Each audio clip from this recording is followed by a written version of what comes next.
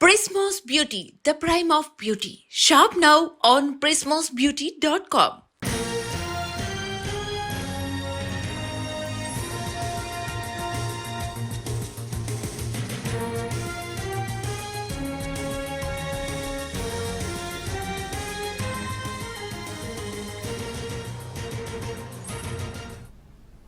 Party ఫిరాయింపు ఎమ్మెల్యేలపై మరోసారి స్పందించారు కేటీఆర్. 10 మంది వారి పార్టీలో చేరారని పీసీసీ అధ్యక్షుడు స్పష్టంగా చెప్పారని, పీసీసీ అధ్యక్షుడే అప్రూవర్గా మారి నేరాన్ని అంగీకరించిన తర్వాత విచారణ చర్చ ఎందుకన్నారు. ఆ 10 మందిపై వేటు వేయడానికి స్పీకర్కు మొహమాటం ఎందుకని ప్రశ్నించారు. ప్రదేశ్ కాంగ్రెస్ కమిటీ అధ్యక్షుడు మహేష్ కుమార్ గౌడ్ గారు, అవును ఆ 10 మంది మా పార్టీలో చేరినారు అని స్పష్టంగా చెప్పారు. మరి పీసీసీ ప్రెసిడెంటే అప్రూవర్గా మారిపోయిన తర్వాత, పీసీసీ ప్రెసిడెంట్ గారి నేరాంగీకారం చేసిన తర్వాత ఇంకా ఎంక్వైరీ ఎందుకు, ఇంకా చర్చ ఎందుకు, ఆ 10 మంది మీద వేటేయడానికి స్పీకర్ గారికి మొహమాటం ఎందుకని మేము అడుగుతా ఉన్నాం.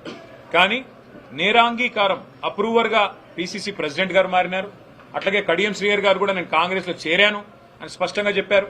ఇవన్నీ ఆన్ రికార్డ్ మీడియాతోనే చెప్పారు. కాబట్టి ఇంకా ఇందులో చర్చించడానికి కానీ, తర్కించడానికి కానీ, పరిశోధించడానికి కానీ ఏమీ లేదు. వెంటనే వారి మీద వేటు వేయాలని చెప్పి మా పార్టీ తరఫున మేము డిమాండ్ చేస్తున్నాం. కోర్టు యొక్క ఆలోచనని గౌరవించాలని చెప్పి మేము విజ్ఞప్తి చేస్తున్నాం.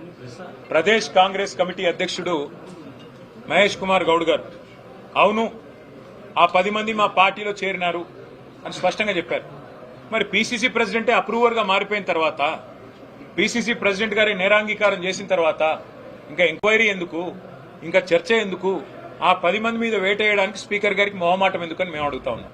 కానీ నేరాంగీకారం అప్రూవర్గా పీసీసీ ప్రెసిడెంట్ గారు మారినారు.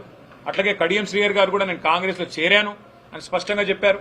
ఇవన్నీ ఆన్ రికార్డ్ మీడియాతోనే చెప్పారు. కాబట్టి ఇంకా ఇందులో చర్చించడానికి కానీ, తర్కించడానికి కానీ, పరిశోధించడానికి కానీ ఏమీ లేదు. వెంటనే వారి మీద వేటు వేయాలని చెప్పి మా పార్టీ తరఫున మేము డిమాండ్ చేస్తున్నాం. కోర్టు యొక్క ఆలోచనని గౌరవించాలని చెప్పి మేము విజ్ఞప్తి చేస్తున్నాం. ప్రదేశ్ కాంగ్రెస్ కమిటీ అధ్యక్షుడు